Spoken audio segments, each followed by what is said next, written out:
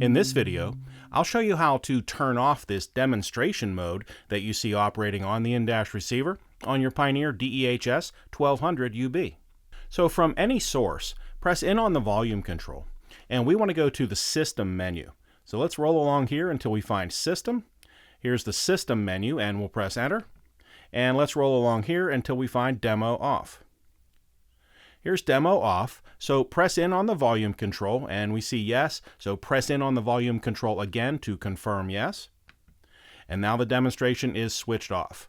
So we'll go back out to the source here. We can go to the AM/FM radio. I'm going to switch the in-dash receiver off now, so press and hold source for a couple of seconds. That switches it off. I see the clock displayed here. If I don't want to see the clock displayed, I can just touch the display button. And you can see it's gone away and we have no demonstration mode showing.